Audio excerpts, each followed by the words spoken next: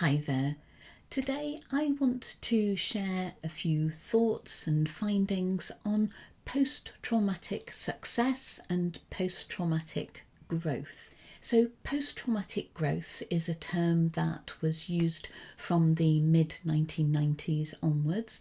It was a theory developed by two researching psychologists, and the theory maintains that people who experienced psychological trauma and adversity can go on to experience positive growth afterwards.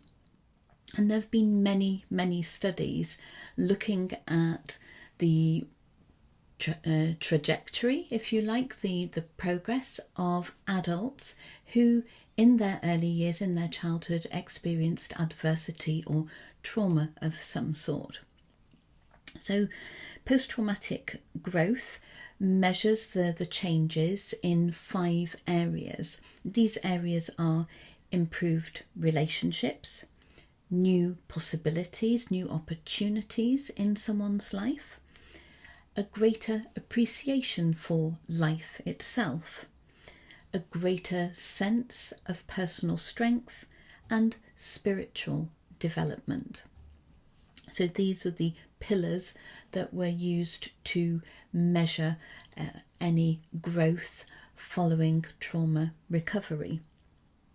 And multiple studies that I've read have shown that adults who experienced childhood adversity or trauma tend to become successful entrepreneurs.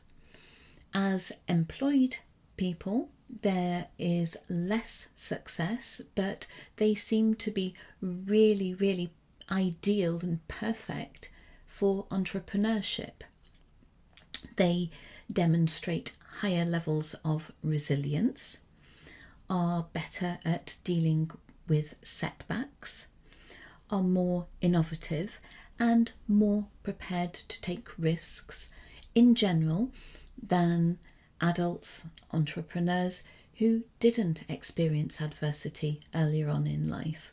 So there are lots of positives that can come out of a less than ideal beginning in life, if you like. Another study that looked at adults with dyslexia who the majority of whom, I think it was between 80 and 90%, described their school years as traumatic for so many reasons. They were bullied, they weren't understood, they felt different to all the other kids.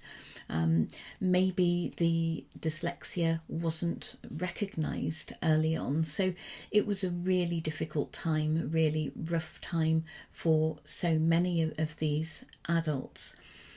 But they went on in the main to become really successful leaders and entrepreneurs. Many cited the need to prove themselves, to prove others wrong, and were driven by a need in part to provide services that they would have loved to have had when they were children at school struggling with diagnosed or undiagnosed dyslexia.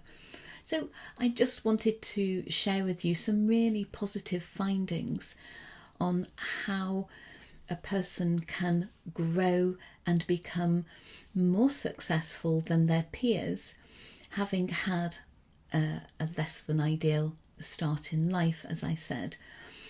But in order to reach that point or sustain that success and that growth, in my experience, it is necessary, absolutely vital, to address that trauma.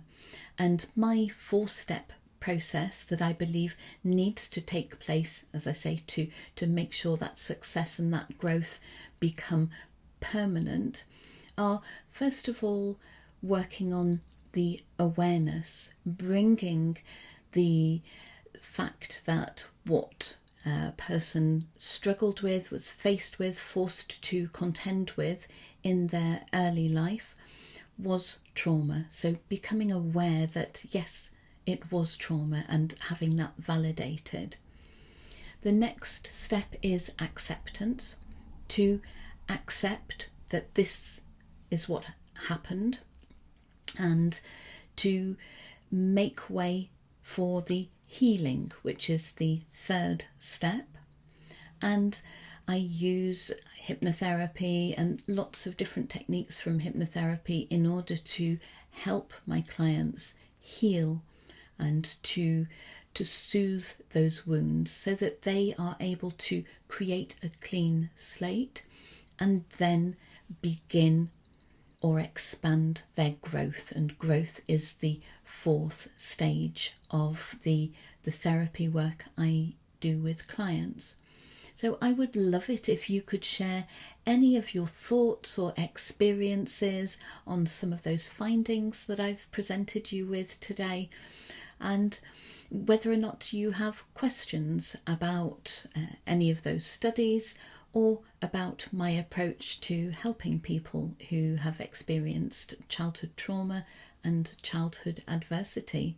I really look forward to hearing from you, to seeing your comments, and I will personally read and reply to anything you pop down there. If you want to find out any more, then I have a booklet, a guide that you can access for free. You can download it, print it out, keep it, and I'll put the link below for you. Until next time then, take really good care. Bye for now.